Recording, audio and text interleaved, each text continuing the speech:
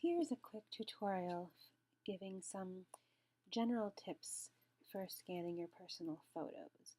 This is meant to be a follow-up video from the introductory video on our webpage for personal archiving. So the first thing would be to look at the reason why you're scanning and to know your scanner. So this is just a general these are just general guidelines because every scanner is different. So these are just to help you choose your settings, customize your scan settings before you start scanning. So some basic terms. Some scanners will ask you what DPI you want. DPI just means dots per inch. And you can scan, photos are usually scanned in two different kinds of files, TIFFs or JPEGs. TIFFs are higher quality, so they're higher resolution. They're large files, mostly for archival purposes. JPEGs are your usual photo files. They're good quality, but not as big as a TIFF. So a good rule of thumb is just this little thing down here. Higher DPI means more dots per inch, so it's a finer image and a higher resolution, but it's also a larger file. So those are things to keep in mind. So the first question we have is, why are you scanning? So we want to think, why am I scanning? Am I scanning to preserve for the long term, or just to have a copy that's smaller and easier to email and share online? You can do two. You can do both of them, but at different times. So depending on what you're trying to do, you'll have different scanning settings that you would want to choose. So let's say I'm scanning to preserve. I want it to last a longer period of time. What settings should I choose? And basically for photos, basic 4x6 or 5x7 photos, it's good to scan at 300 to 400 DPI. If you want to be able to enlarge them, say you're trying to make a poster or something with a family photo, or you want to just make them bigger later, you'll want to do 400 to 600 DPI. And choosing the file, you usually have a choice to scan as a TIFF or a JPEG. Now, professional archival quality images are usually 600 DPI TIFF files. That's huge. Those are archival quality. You don't usually have to do that, especially if these are personal family memories, photos, unless you really want to have the highest quality. In that case, you can choose a 600 DPI TIFF.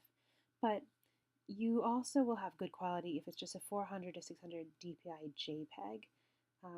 That's good quality already and not as huge and highest resolution as the archival. So this is a good rule of thumb. If you wanted for preservation, 400 to 600 DPI JPEG. Now let's say I want to scan so that I can it's photos that are easier to email, not as big as a TIFF file. In this case, especially some TIFFs are so huge you won't be able to email them anyway. Presently, there's April 2014, Gmail, for instance, especially if you use a Gmail account, they won't let you email files that are bigger than 25 megabytes unless you're using Google Drive. So you want smaller files. You're not as big as a TIFF, but you want good quality photos that are emailable. So emailable size are usually 200 to 300 DPI JPEGs. So that's for the easy to mail. Now, the other scanning setting that you usually have to set on the scanner, you have the option to scan in black and white or color. And if this is just a helpful chart that we made here. If the original photo is black and white, then you will want to don't choose black and white, but you want to choose either grayscale or color. Now, grayscale, as we see here, grayscale gives a richer depth than black and white, but if you scan in color, it also gives you greater range. You can manipulate the photo later when you have to edit it. So black and white suggested grayscale, or if you can, color. And if the original photo is in sepia, those have different hues and brown and yellow tinges. You want to catch those hues, so we suggest scanning in color. And if you have if you have a color photo, it's best to scan in color. So those are just some general tips.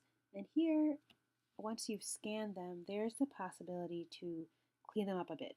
For instance, if you say you accidentally scan them but they aren't that straight, you can rotate them a little bit to make them so they're not crooked.